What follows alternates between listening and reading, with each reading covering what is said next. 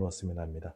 미국의 저술가인 윌리엄 아서 위트란 그 분이 계십니다. 여러 가지 뭐 잠언 같은 그런 어떤 귀중한 격언들을 많이 말씀하신 분인데요. 이분의 글 중에 보면 이 중동 지역에서 일어나는 그 사막의 목자에 관한 어떤 그런 조금 기록들이 좀 있다고 합니다. 그 글에는 이런 얘기가 나와 있습니다. 좀 규모가 큰 사막에서는 이 모래폭풍이 일어난다는 거죠. 모래폭풍이 이렇게 일어나면 그 모래폭풍이 이렇게 뭐 거대한 규모로 이렇게 지나가는데, 여러분 혹시 미디어나 영화 같은 데를 통해서 모래폭풍 혹시 보셨는지 모르겠습니다. 저도 이제 모래폭풍이 있다는 것만 알지 사실 뭐 겪어본 일도 없고, 사실 우리는 좀 조금 멀리 있지 않습니까? 사막에서. 그러다 보니 그게 뭐 어떤 건지는 잘 모르지만, 보통 보면 영화 같은 데는 주인공이 모래폭풍을 막 뚫고 나가거든요. 그렇죠? 예, 드라마 주인공, 영화 주인공들은 그런 거 막 그냥 쉽게 이렇게 뚫고 나가는데, 그게 그렇지 않답니다.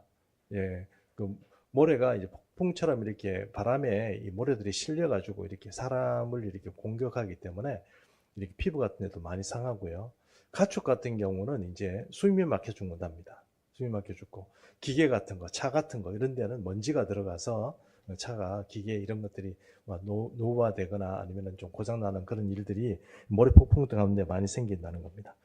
그래서 이 사막의 목자들은 이 사막에 이제 모래 폭풍이 일어나면 어떻게 하느냐.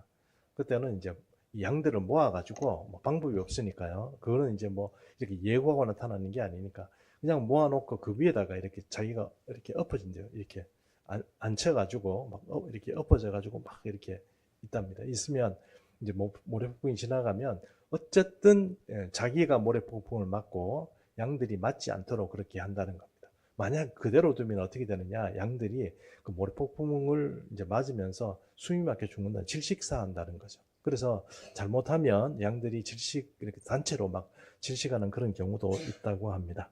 어쨌든 이 글들을 통해서 볼 때, 선한 목자들은 양들을 보호하고 지키기 위해서 많이 노력한다. 어떤 형태로든 모래 폭풍 같은 그런 상황에서도 그렇게 한다 하는 것을 좀 우리가 알 수 있습니다. 오늘은 선한 목자 이야기 두 번째 시간입니다. 지난주에는 우리가 선한 목자는 양의 문이 된다 이랬습니다. 양의 문이 되어가지고 양들의 출입을 지키고, 또 악한 짐승이나 또 도둑들이 오는 것들을 지키고 그렇게 한다, 이렇게 말씀드렸습니다. 그래서 선한 목자의 표상의 첫 번째는 무엇이냐? 양의 문이 되는 것이다, 이렇게 말했다면, 오늘은 선한 목자의 두 번째 표상이 무엇이냐? 양들을 위하여 목숨을 버리는 것이 선한 목자다, 이렇게 지금 말씀할 수 있는 겁니다. 우리가 사실 어떤 위기의 순간이 되어야 뭐 선한 목자인지 사건인지 좀 표시가 납니다. 일반적으로 보면 뭐 좋은 사람, 나쁜 사람 이런 것들이, 내게 뭐 진짜 우정이 있는 사람, 내게 진짜 내가 의지할 만한 사람인가 아닌가, 이런 것들이 평소에는 뭐 드러나지 않죠. 함께, 저도 직장 생활을 많이 했습니다만, 직장 생활하면서 함께 술 마시고 함께 뭐 얘기하고 이런 것들이 굉장히 동료애가 있는 것 같고, 같이 막 살고 같이 죽을 것 같이 얘기하지만, 결정적인 순간이 되면 다 돌아서는 것을 이렇게 많이 봤습니다. 그리고 직장 관두고 나면 사실은 그게 언제 그랬냐는 뭐 그렇게 되는 것이고, 서로 바빠서 그게 꼭 나쁘다기보다는 우리가 생각하는 그런 기대감 같은 게 있잖아요. 인간에 대한 어떤 기대, 혹은 내가 의지할 건가, 이런 것들의 어떤 기대, 이런 것들이 사실은 우리가 생각하는 것보다 굉장히 협소하고, 또 그 결과들을 보면 작다, 이렇게 말할 수 있다는 것입니다. 어쨌든 우리는 인생을 살면서 위기 때가 되어야 이 사람이 진짜 나의 사람인지 아닌지, 이런 것들이 이제 표시가 나게 되고, 또 그것을 깨닫게 되는 그런 경우가 많이 있는 것입니다. 그래서 선한 목자 그리고 사꾼 목자 이렇게 얘기하는데, 이 유대 땅에는요, 이 보통 일반적으로 양을 치는 목자들이 두 부류가 있답니다. 첫 번째 부류는 어떤 분이냐? 내 가족, 그러니까 내 패밀리의 양들을 관리하는 그런 목자가 있고, 또 어떤 목자는 그런 양들을 모아가지고 이제, 그러니까 말 그대로 싹을 받고 그렇게 양들을 관리하는 그런 목자가 있다는 것이죠. 그래서 여러분, 사꾼 목자 이렇게 얘기를 하면 어떤 뜻이 좀 별로 기분 안 좋은 얘기입니다. 그렇지만 사꾼은 어떤 사람들이냐? 그 사람들은 양을 맡아가지고 그냥 관리해주는 사람입니다. 양이 자기 양이 아니죠. 자기 양이 아닙니다. 근데 자기 양이 있는 사람이 있고 그리고 사꾼이 있는 사람이 있다. 이런 뜻입니다. 그래서 이 사람들 둘로 나뉘게 되는데 오늘 예수님은 나는 정말 이 양이 나의 양이다. 그래서 나는 선한 목자다. 이렇게 지금 말씀을 하고 있는 것입니다. 그래서 오늘 본문을 통해서 우리 오늘 한번 살펴보면 본문 요한복음 10장 11절 12절 좀 읽어주십시오.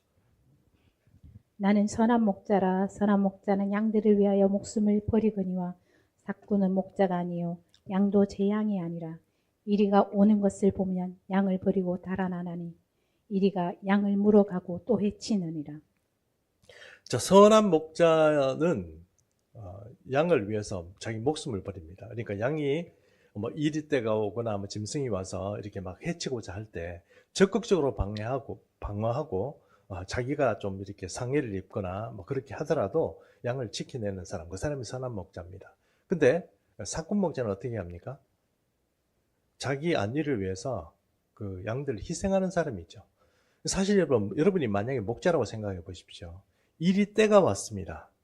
누구도 이 이리떼를 막아낼 수가 없어요. 내가 아무리 적극적으로 이 방어를 하려고 해도 이 방법이 없습니다. 이 때로 몰려오는 걸 어떻게 뭐 할 방법이 없잖아요.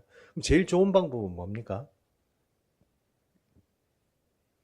양의 피해를 최소화하는 게 최고 좋은 방법이죠.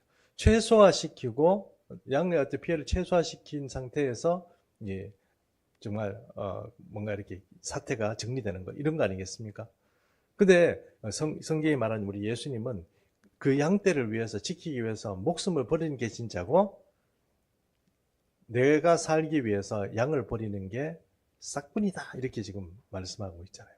그런 말씀을 지금 하고 있는데 유대 땅에 있는 이런 어떤 그 두 개의 목자의 양태를 가지고 주님은 지금 내가 어떤 사람이다 하고 자기 선포를 지금 하고 계시는 것입니다. 그래서 지금 오늘 두 번째 그 말씀처럼 예수님은 나는 선한 목자다 이렇게 말하고 있는 것입니다. 좀 우스갯소리인데 여러분 뭐 너무 잘 아는 이야기라서 조금 다시 하기도 좀 그렇습니다만 두 청년이 산길을 가다가 곰을 만났습니다. 곰을 만났는데 갑자기 한 청년이 굉장히 둘 다 친한 사람이었는데 한 청년이 신발끈을 맺는 거예요. 그러니까 또 다른 이제 친구가 야 지금 이 급한 시국에 어떻게 해야 될지 모르는 시기에 신발끈을 왜 매냐 이렇게 물어본 거예요. 그러니까 이 청년이 뭐라고 그랬습니까? 네. 최소한 내보다 빨리 달리기만 하면 내가 살 거 아니냐. 그럼 너는 잡혀 죽고 뭐요? 나는 도망간다 이런 얘기 있잖아요. 그 청년의 우정은 뭡니까? 좀 이상한 거고 좀 이렇게 뭔가 그 우정이 조금 이상한 그 뭐라고 할까 좀 믿음을 하지 못하는 그런 우정이다 이렇게 말할 수 있는 것이죠. 좀 무스갯소리입니다. 그런 거 생각해 보면 우리가 위기를 만날 때 그 사꾼과 또 선한 목자가 그렇게 차이가 난다 하는 것을 우스갯소리로 제가 한번 해봤습니다. 선한 목자의 표상이 있습니다. 성경에 자주 등장하는 인물 중에 선한 목자 이렇게 얘기를 하면 그 사람은 다윗 왕을 우리가 꼽을 수 있습니다. 사도행전 13장 2절 하반절 22절 하반절 읽으십시오. 내가 이새의 아들 다윗을 만나니 내 마음이 맞는 사람이라 내 뜻을 다 이루리라 하시더니 하나님께서 다윗을 보고 다윗을 점 찍었습니다. 내가 얘를 가지고 내 뜻을 이루겠다. 얘는 내 마음이 정말 딱 맞아. 이렇게 하나님께서 말씀하고 있거든요. 다윗에 대해서. 그게 어떤 의미에서 주님께서 그렇게 말씀하셨냐. 뭐 다른 데서는 이렇게 나타나지 않지만 성경에 어떤 힌트를 주는 그 본문이 있습니다. 그 힌트 주는 본문을 하나 한번 보겠습니다. 사무엘상 17장 34절에서 36절입니다. 다윗이 사울에게 말하되 주의 종이 아버지의 양을 지킬 때에 사자나 곰이 와서 양떼에서 새끼를 물어가면 내가 따라가서 그것을 치고 그 입에서 새끼를 건져내었고 그것이 일어나 나를 하고자 하면 내가 그 수염을 잡고 그것을 쳐 죽였나이다. 주의 종이 사자와 곰도 쳤은즉 살아계시는 하나님의 군대를 모욕한 이 할례받지 않은 블레셋 사람이리까 그가 그 짐승의 하나와 같이 되리이다. 예, 다윗이 어떤 때 이 얘기를 했냐면은 바로 사울 왕 앞에서 블레셋 골리앗을 치러 나갈 때 지금 이야기를 한 겁니다. 그러니까 사울이 볼 때 어려워. 너무 어리니까 저게 어떻게 저런 그 거대한 골리앗을 치러 나가서 싸울 수 있을까 하는 그런 고민을 했습니다. 사울도 보니까 이게 가당치 않거든요. 그렇게 얘기를 하니까 다윗이 뭐라고 얘기합니까? 왕이시여, 내가 비록 어려 보이지만 양들을 칠 때 뭐 이렇게 곰이나 사자가 이렇게 오면 내가 그것을 물리쳤고 걔들이 이렇게 양 같은 걸 이렇게 물고 가잖아요. 물고 도망가면 내가 그걸 쫓아가 가지고 그들이 입에서 어떻게 해요? 그 양들을 이렇게 구해냈습니다. 내가 그들을 그 사자나 곰도 쳤는데 그 하나님을 모독하는 저 골리앗 내가 칠 수 있습니다. 이렇게 얘기하는 겁니다. 지금 제가 지금 골리앗 친 얘기를 하려고 하는 게 아니고 지금 다윗이 사울에게 하는 얘기가 뭡니까? 어린 목자 다윗이라도 사자와 곰이 자기 새끼들을 물으러 오는 그때 어떻게 했다고요? 끝까지 그들을 치고 그들이 만약에 나를 해오고자 덤비면 내가 수염을 붙잡고 그들을 죽였다. 그 얘기를 지금 하고 있지 않습니까? 결국은 어떤 얘기입니까? 보통 일반적으로라면 어린 사람이 그런 어떤 사자나 짐승 같은 그런 곰들이 이렇게 무서운 짐승들이 오면 조금 뭐 어쩔 수 없는 거자 이렇게 그런 태도를 취하기 쉬울 텐데 이 어린 다윗은 그렇지 않았다는 거예요. 그거를 어린 나이에도 불구하고 그것들을 치고 물리치고 또 그것도 이렇게 막 덤비면 죽여버렸다. 뭐 이 정도로 얘기를 한다 그러면 하나님께서 보실 때 다윗을 어떻게 생각하겠습니까? 얘는 내가 어떤 일을 맡겨도 할 수 있겠구나. 어떤 대적이 나타나더라도 겁내지 않고 내 명령을 준수할 수 있겠구나 하는 생각을 하는 것입니다. 여러분, 우리가 사실 믿음이 있다고 하지만 믿음하고 용기하고 또 그런 것들이 뭐 다른 그런 도덕의 어떤 개념이라고 생각하는데 그렇지 않습니다. 믿음하고 용기는 같은 개념입니다. 믿음이 없는데 용기가 있을 수 없고 믿음이 있다고 하면서 용기가 없는 사람은 사실 불신의 사람이에요. 여러분, 우리가 믿음의 어떤 일들을 도전하는 일은 우리가 사람의 눈으로 볼 때는 불가항력적인 그런 일들이 많잖아요. 그런 일들을 해낼 수 있는 건 뭡니까? 믿음이 용기로 표출될 때 할 수 있는 겁니다. 다윗은 그런 사람이었어요. 그러니 하나님 보실 때 이세 아들 다윗을 만나니 내 마음에 합했다. 내 마음에 든다. 이렇게 말할 수밖에 없는 것입니다. 얘는 내가 어떤 일을 맡겨도 할 수 있겠구나 하는 생각이 들어서 하나님께서는 다윗을 바로 하나님의 사람으로서 왕으로서 그리고 이스라엘의 가장 그런 어떤 계보 가운데 다윗 왕의 어떤 계보를 세우는 그런 일들을 하나님께서 다윗을 통해서 하셨다는 것입니다. 그것이 어떤 때 그렇게 그것을 보고 하셨습니까? 바로 다윗이 목자 일을 하는 것을 보고 그렇게 하셨다는 것입니다. 어쨌든 다윗은 목자 일을 잘했습니다. 잘했는데 그런 다윗이 하나님을 뭐라고 고백했냐면 여호와는 나의 목자시니 내게 부족함이 없도다. 이렇게 시편 23편을 통해서 오히려 여호와가 나의 목자라고 지금 표현을 하고 있습니다. 그래서 오늘 이 시간에 시편 23편의 말씀을 좀 보려고 하는데요. 시편 23편 1절에서 6절까지 말씀이죠. 이 말씀을 보는데 여기 보니까 먼저 2절 말씀에 이렇게 말씀합니다. 그가 나를 푸른 초장에 누이시며 쉴만한 물가로 인도하시는도다 이랬습니다. 하나님께서 왜 내 목자냐? 그가 나를 쉴만한 물가에 쉴만한 초장에 누이시고 또 그 물가로 인도하시는도다 이렇게 말하는 거예요. 내 인생의 삶의 어떤 필요하고 내 인생에서 요구되는 그런 것들을 누가 채워주느냐? 나의 목자이신 야훼께서 나의 삶을 채워주신다는 겁니다. 우리는 우리의 생각과 우리의 욕심과 우리의 노력과 애씀으로 인해 가지고 삶의 어떤 문제들을 해결할 수 있다고 생각합니다. 그러나 다윗은 그렇게 생각한 것이 아니고 하나님께서 챙겨준다 이렇게 얘기했습니다. 하나님을 믿고 여호와를 의지하는 것이 여러분 결코 나약한 어떤 우리의 본성에 가지고 있는 어떤 나약함의 표시가 아닙니다. 하나님을 의지하는 것은 진짜로 하나님을 믿고 신뢰할 때만 그런 어떤 표현이 가능한 것입니다. 다윗은 그런 사람이었습니다. 내게 오는 모든 것들이 하나님으로부터 온다. 내가 풀을 뜯어먹고 내가 물을 마시는 것, 이 모든 것들, 내 삶에 필요한 것들을 야훼께서 공급하신다. 그래서 그분은 나의 목자다. 얘기하시는 것. 또 그 이후에 3절부터 또 다윗은 왜 하나님이 내 목자인가 하는 것을 설명하는데요. 3절 한번 보겠습니다. 내 영혼을 소생시키시고 자기 이름을 위하여 의의 길로 인도하시는도다. 내 영혼을 소생시킨다고 했습니다. 내가 낙심하거나 내게 삶을 살아가는데 영혼을 소생시킨다. 이 말은요, 영혼이 이렇게 뭐라고 할까, 자꾸 살아난다는 뜻이거든요. 우리 삶을 살다 보면 자꾸 뭔가 이렇게 침체되고 이렇게 막 깔아앉는 게 있잖아요.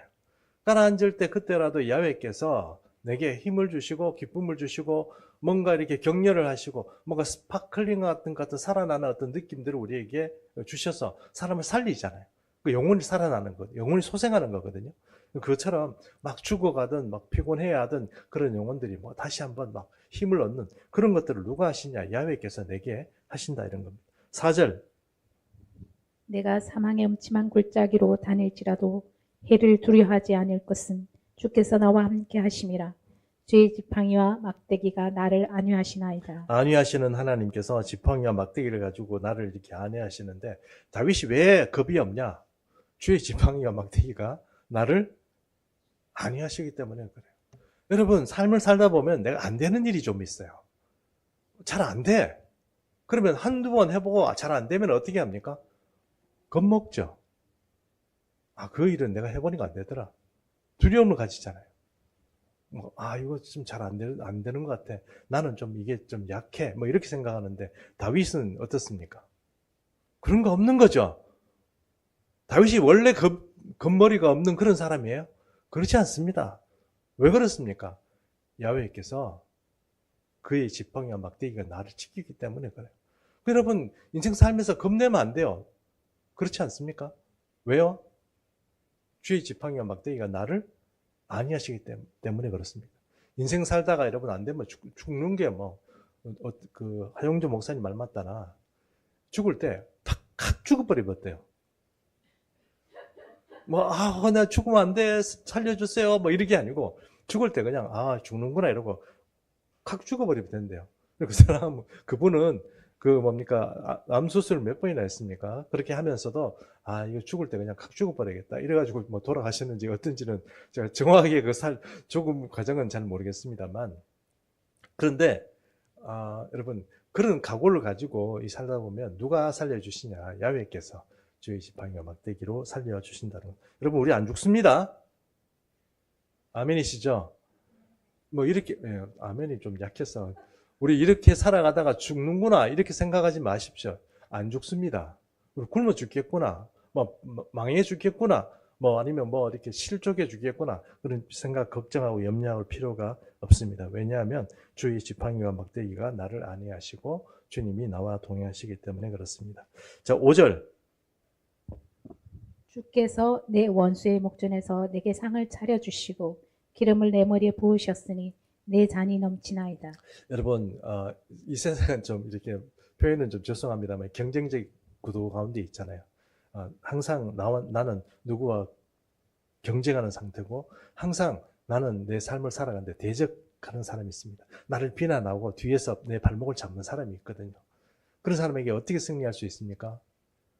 그 사람 멱살을 잡고 내가 내 실력을 보여주는 겁니까? 내 힘을 보여주고 그렇게 하는 겁니까? 그럴 필요 없죠. 누가 합니까? 야훼께서 하시는 거죠. 야훼께서 하신다니까요. 야훼께서 내 대적을 물리쳐 주세요. 내 대적 앞에서 정말 여러분 기분 좋은 게 어떤 거냐면 가만히 아무것도 없는 상태에서 내가 뭔가 상을 얻고 누구한테 칭찬받고 이런 게 아닙니다. 언제 기분이 더 좋아요? 내 왼수 앞에서, 내 대적 앞에서 잘 되는 겁니다. 예, 그렇게 하고 뭐 나하고 이렇게 뭐 조금 이렇게 알력 관계에 있는 사람 앞에서 내가 잘 되면 더 기분 좋죠? 다윗은 그것을 말하고 있는 것입니다. 내 모든 대적 앞에서 원수 앞에서 주께서 내게 어드밴티지를 주십니다. 상급을 주시고 내게 상을 베풀어 주신다고 그랬습니다. 예. 그런 어떤 평안한 가운데 밥 먹고 그냥 이렇게 편안하더라도 나는 이길 수 있습니다. 왜 그렇습니까? 주께서 나의 목자가 되시기 때문에 그렇다는 것입니다. 자, 6번째, 6절입니다. 내 평생의 선하심과 인자심이 반드시 나를 따르리니 내가 여호와의 집에 영원히 살리로다. 교회 오기 힘들어하는 분들 계시죠? 예수 믿기 힘들어하는 분들. 여러분, 왜 교회에 안 오십니까? 세상 살기 바빠서 그렇죠. 세상 살기 바쁜데 뭐 교회에 오냐, 뭐 예배 드리냐, 뭐 이렇게 그런 거, 뭐 교회 행사, 뭐 그런 거 자꾸 내한테 얘기하지 마라. 나는 세상 살기 바쁘다. 나이 많은 여러분이나 하십시오. 이렇게 생각할지 모르지만 여러분 그렇지 않습니다. 다윗은 세상에서의 첫날보다 여호와의 집에 문지기로 있는 게 더 좋고 세상의 첫날보다 여호와의 집에 문지기로 하루 있는 걸 더 좋아한다고, 더 사랑한다고 그렇게 말했습니다. 이게 그냥 지가 말을 하니까 그렇게 됐겠지. 어떻게 뭐 고백하다 보니 그렇게 됐겠지. 이렇게 말할 수 있습니다만 저는 그것이 다윗의 마음이 진심이라고 생각합니다. 하나님을 사랑하고 하나님의 그 놀라운 세계에 대한 깨달음과 눈을 뜨기 시작하면 세상에서의 첫날보다 하나님의 전에서 하루를 보내는 것이 더 귀하게 느껴지는 경우가 있습니다. 여러분, 저도 교회를 띄엄띄엄 다니는 사람이었고 또 한때는 한 2년 가까이 교회를 거의 안 나간 적도 있습니다. 그런 사람이 목사가 됐으니 교회 잘 안 나온 사람이 이해를 잘 하는 사람입니다. 그런데 이런 사람도 여러분 깨닫고 나니까 하나님 그리고 교회를 섬기고 예배를 드리는 거 이런 것들이 얼마나 귀하고 그런 것들이 내 삶에 있어서 정말 가치 있는 일인가 하는 것들을 알게 됩니다. 그러면 여러분 다윗이 말한 것처럼 야훼께서 진정한 여러분의 목자라고 인정을 하신다면 좀 여호와의 전에서 거하는 시간들을 좀 많이 가지십시오. 이게 복된 겁니다. 예. 자, 오늘 이 시편 23편의 말씀을 이렇게 봤는데요. 그러면 이 선한 목자 이야기에서 최종적인 어떤 하이라이트라고 그럴까요? 예수님의 선한 목자라는 이야기에서 하이라이트는 무엇입니까? 그것은 로마서 5장 8절입니다. 우리가 아직 죄인 되었을 때 그리스도께서 우리를 위하여 죽으심으로 하나님께서 우리에 대한 자기의 사랑을 확증하셨느니라. 예, 그리스도께서 우리를 위해서 죽으심으로 자기의 사랑을 확증하셨습니다. 하이라이트는 내가 양을 위해서 죽는다 하는 그것이 하이라이트입니다. 십자가가 하이라이트입니다. 예수님은 이 선한 목자로 시편 23편에 나와 있는 것은 야훼께서 그런 분이시지만 그럼에도 불구하고 가장 중요한 어떤 그 선한 목자의 완성은 바로 십자가다 이렇게 말씀할 수 있다 하는 것입니다. 그럼 만약에 예수님이 바로 이런 우리의 선한 목자가 된다면 그럼 우리는 앞으로 어떤 삶을 살아야 되겠냐 하는 것입니다. 첫 번째는 목자의 품 안에서 좀 안식을 해야 됩니다. 시편 23편 1절의 말씀에 여호와는 나의 목자시니 내게 부족함이 없도다 이런 말이 있잖아요. 그렇죠? 이 말씀을 여러분 경상도 버전으로 어떻게 하는지 아세요? 경상도 버전 굉장히 은혜가 됩니다. 경상도 사람이라서 그런지 모르지만 경상도 사람으로서 경상도 버전으로 1절을 이렇게 번역하면 이렇게 됩니다. 여호와는 내 목자이가 내 삼아 답답할 게 하나도 없대 이렇게 됐어요. 제가 잘 못 살려서 미안합니다. 경상도 사람인데 표준어를 많이 쓰다 보니 좀 진하게 그렇게 개그맨 누굽니까? 그분처럼 해야 되는데 이제 좀 그게 잘 안 되네요. 내 삶아 답답할 게 하나도 없대. 답답할 게 하나도 없대. 그분이 부족함이 없다고 하니까 그러니까 내 삶아 답답할 게 하나도 없대 이랬습니다. 은혜 안 됩니까? 여러분 답답할 게 얼마나 많아요 인생 살아가면서. 근데요 여호와께서 나의 목자가 되면 답답할 게 없는 거예요. 나는 늘 즐거워도 되고 늘 기뻐도 되고 얼굴이 늘 스마일이라도 되는 겁니다. 왜요? 야훼께서 내 목자가 되니까 나는 답답한 게 없으니까 너는 속이 터져서 자빠든지 말든지 회사가 속이 터져서 자빠지든지 내 상사가, 내 동료가 그럴지 모르지만 나는 뭐예요? 평안한 겁니다. 나는 기쁜 거예요. 나는 아무렇지도 않은 거예요. 왜 그렇습니까? 야훼께서 나의 목자가 되시기 때문에 그렇다는 겁니다. 시편 100편 3절에 이런 말씀이 있습니다. 여호와가 우리 하나님이신 줄 너희는 알지어다. 그는 우리를 지으시니요 우리는 그의 것이니 그의 백성이요 그의 기르시는 양이로다. 내가 너의 목자가 된다. 여호와께서 선한 목자가 된다는 뜻은요. 주님께서 사꾼 목자로서 그냥 관리를 좀 해주겠다 이런 뜻이 아니라는 것을 우리가 좀 이해할 필요가 있습니다. 그분이 맡으시면 나는 안심해도 됩니다. 나는 걱정 안 해도 돼요. 그게 믿음 아닙니까? 우리가 왜 예수를 믿습니까? 내 걱정은 내가 다 하고 뭔가 이렇게 해가지고 내가 내 삶의 어떤 일들을 구축하는데 내 주님의 어떤 도우심을 받아가지고 성공하고 싶어서 예수 믿는 겁니까? 아니요, 그게 아닙니다, 여러분. 뭔가 착각하는데 그렇게 하기 위해서 내가 예수 믿는 게 아니에요. 내가 안심하고 평안하게 살기 위해서 예수를 믿는 겁니다. 그것을 위해서 예수를 믿는데도 불구하고 많은 현대 그리스도인들이 착각하는 것 같아요. 예수님을 나로 어떤 방편으로 생각하는 것 같은데 여러분 그렇지 않습니다. 그분은 나의 목자고 나는 그의 기르시는 양입니다. 시편의 말씀처럼 이 말씀도 우리가 좀 잘 이해하고 또 다윗의 시편 23편의 말씀도 좀 잘 이해를 했으면 좋겠다 하는 것입니다. 두 번째, 선한 목자는 그 기르시던 양을 해치지 않고 또 버리지도 않습니다. 이 말을 우리가 좀 잘 이해를 했으면 좋겠는데 우리는 한 번씩 주님께서 나를 버리신 게 아닌가, 나를 유기해 버리신 게 아닌가, 나를 이렇게 무시하는 거, 왜 이렇게 무시하나 이렇게 느낌을 받을 때가 있는데요. 그게 그렇지 않다는 것입니다. 6절에 이렇게 말씀하죠. 내 평생의 선하심과 인자하심이 나를 따르리니 내가 여호와의 집에 영원히 살리로다 그랬습니다. 여기서 선하심과 인자하심이 나를 따른다는 말이 어떤 의미입니까? 선하심, 내 삶에는 선하심이 임하고 또 인자하심이 임한다고 그랬습니다. 나의 부족함, 연약함이 있음에도 불구하고 주님의 인자하심이 나를 감싸주고 늘 격려해 주시고 힘을 주신다 이런 뜻이 되겠죠. 그게요, 주님이 나를 따른다 이랬습니다. 여기서 나를 따른다는 뜻이 예수님이 나의 꼬봉이란 뜻입니까? 내가 가는 곳에 그분이 늘 졸졸 따라다니면서 나를 챙겨준다 이런 뜻입니까? 그런 뜻이라고 말할 생각할지 모르지만 사실은 그게 아니고 조금 반대되는 개념입니다. 어떤 의미냐면 나를 추적해 와서 내가 어려운 상황에 있을 때 주님께서 그것을 건져주시고 인자함으로 보살펴 주시겠다는 뜻이에요. 내가 가는 길에 예수님이 졸졸 따라다니는 뜻이 아니고 내가 잘못되었을 때 나를 추적해서 그것을 건져주신다 이런 의미입니다. 그래서 이사야 53장 6절 읽으십시오.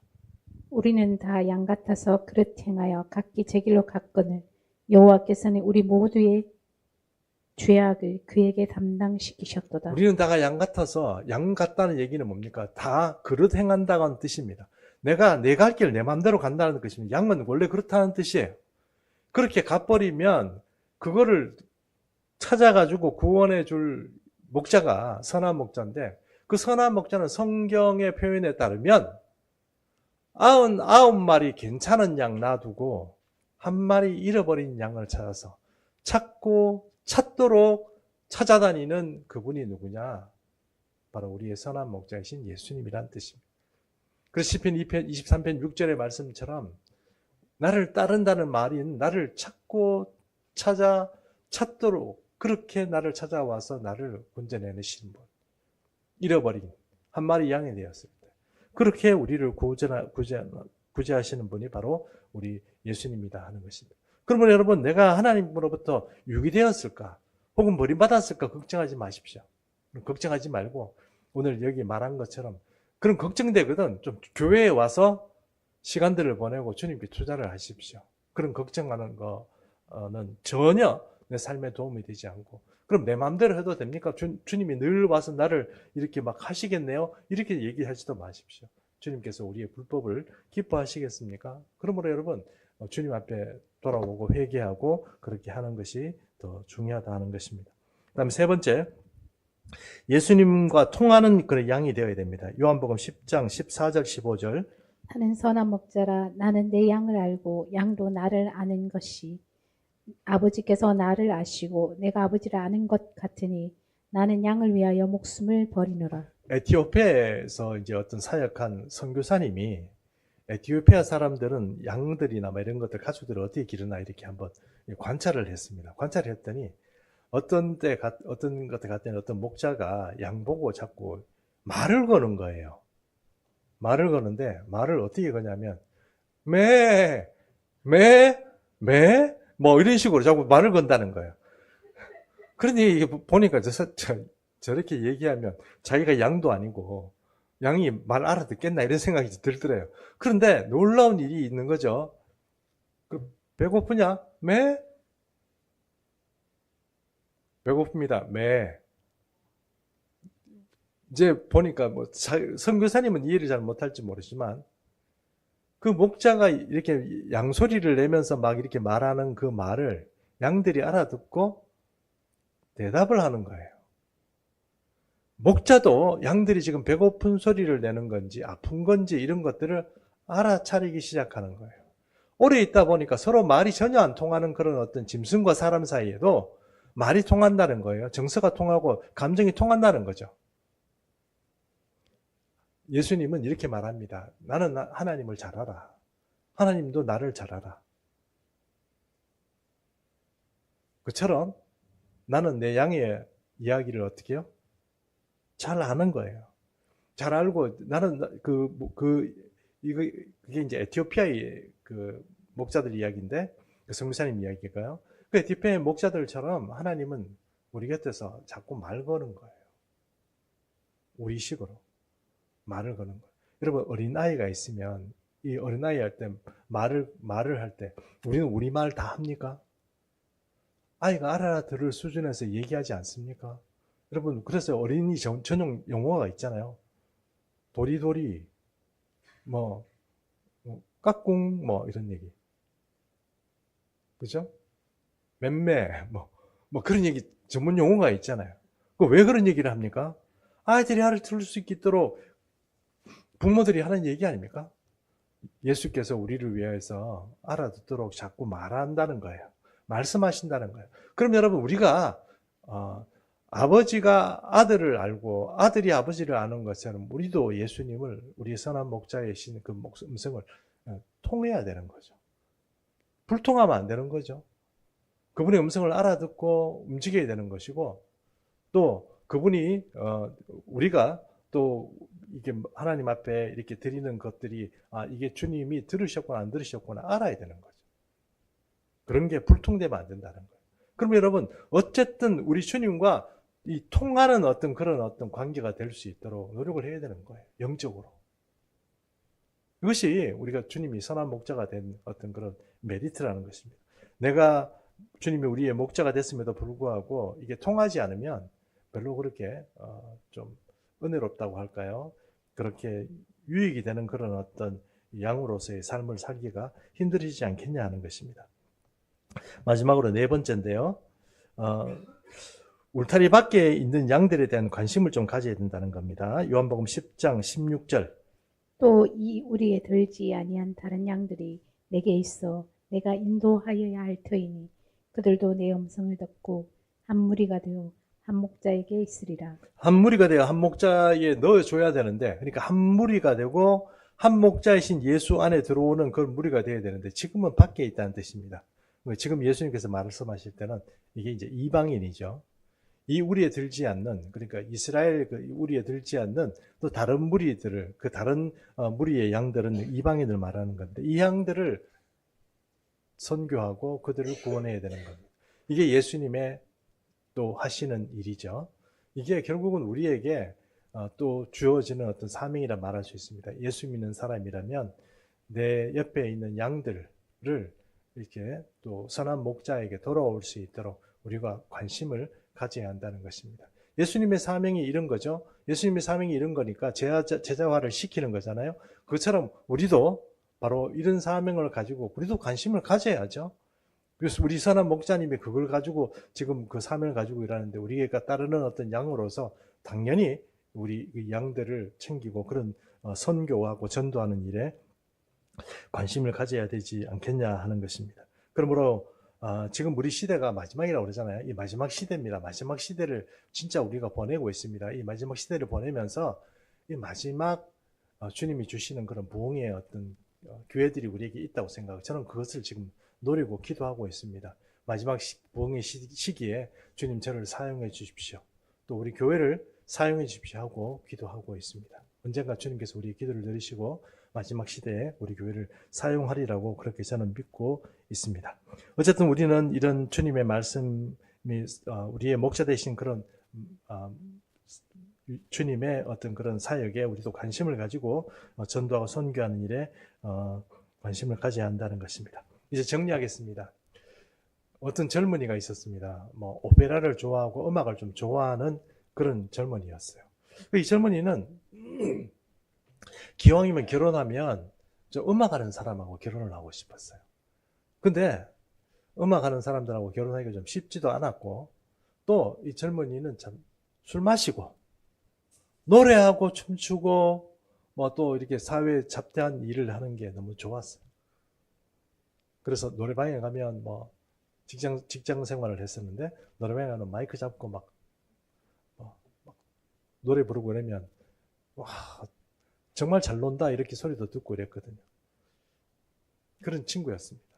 교회가 띄엄띄엄 갔습니다. 교회를 다니긴 했는데 띄엄띄엄 가고 종교란에 기독교라고 쓰긴 하지만 사실은 기독교라고 말하기는 좀 부끄러운 그런 어떤 삶을 사는 청년이었습니다. 한 번은 어떤 여청년을 이렇게 사귀게 되었는데 그 여청년은 교회 다니는 청년이었어요. 근데 그 여청년이 교회 다니는 청년이었는데 어느 날 이렇게 얘기하는 거예요. 우리 교회에서 어떤 음악 잔치를 하는데 당신이 와서 좀 그 음악 잔치에 한번 왔으면 좋겠다. 나도 출연한다 이렇게 된 거예요. 그래서 이제 뭐 좀 담배 냄새 나고 그런 청년이었지만 교회에 가서 이렇게 앉아 있었습니다. 근데 이제 여러 사람들이 노래 부르고 지나가고 이렇게 했습니다. 근데 이제 자기가 사귀는 그 여청년이 드디어 앞에 나타나서 이제 찬양을 부릅니다. 찬양을 부르는데 시편 23편을 노래 부르는 거예요. 근데 한 번도 그런 노래가 있다고 노래는 처음 듣는 노래였어요. 근데 그 노래를 듣는데 감동이 되는 거예요. 너무 좋았어요.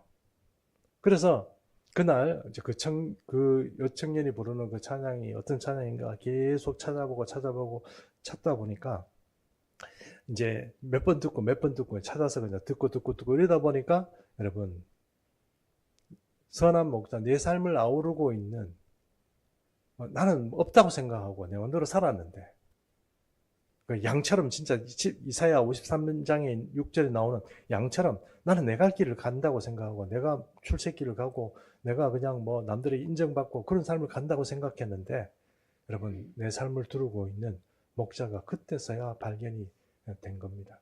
그래서 그 찬양 부르면서 아마 제가 내 인생에서 가장 좀 힘들고 어려울 때마다 한 번씩 듣는 찬양 뭐냐 이렇게 얘기를 하면 이 시편 23편의 찬양입니다. 여러분 어떤 청년이 바로 저고 그때 찬양한 사람이 저희 집사람입니다. 네, 오늘 그 찬양을 여러분과 함께 나누면서 이 시편 23편 찬양인데요. 함께 나누면서 우리 삶을 찾아보시고 우리의 목자가 되신 우리 예수님을 다시 한번 생각해 볼 수 있는 그런 기회가 되었으면 좋겠습니다.